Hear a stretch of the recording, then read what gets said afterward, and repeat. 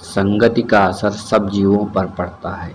आप अपनी लाइफ में क्या बनेंगे, कुछ हद तक यह इस बात पर निर्भर करता है कि आप किस तरह के लोगों के बीच में रहते हैं, आपके दोस्त कैसे हैं। यदि आप अच्छा बनना चाहते हैं तो आपको अच्छे लोगों के साथ रहना होगा। आइए हम इस वीडियो में संगत के प्रभाव को दर्शाती हुई एक कहानी सुनते हैं। एक बार एक राजा शिकार के उद्देश्य से अपने काफिले के साथ किसी जंगल से गुजर रहा था। दूर दूर तक शिकार नजर नहीं आ रहा था। वे धीरे धीरे घनघोर जंगल में प्रवेश करते गए।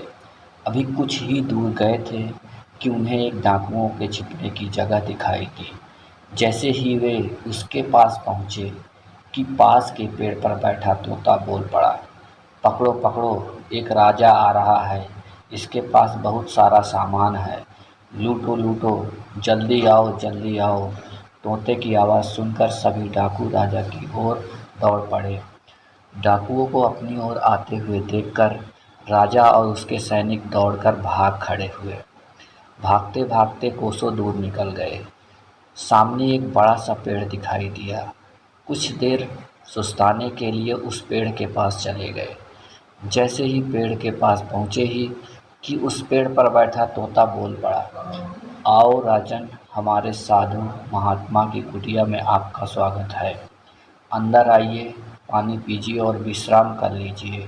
तोते की इस बात को सुनकर राजा हैरत में पड़ गया और सोचने लगा कि एक ही जाति के दो प्राणियों का व्यवहार इतना अलग अलग कैसे हो सकता है। राजा को कुछ समझ नहीं आ रहा था।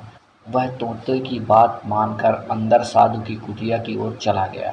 साधु को प्रणाम कर उनके समीप बैठ गया और अपनी सारी कहानी सुनाई और फिर धीरे से पूछा, ऋषिवर, इन दोनों तोते के व्यवहार में आखिर इतना अंतर क्यों है। साधु महात्मा धैर्य से सारी बातें सुनी और बोले, यह कुछ नहीं राजन, बस संगति का असर है।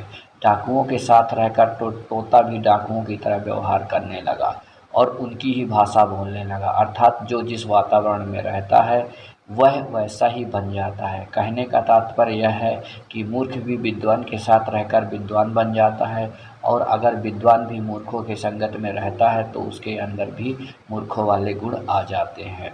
यह स्टोरी हमें यही बताती है कि आप कैसा बनना चाहते हैं उसी तरह के दोस्त बनाइए। धन्यवाद।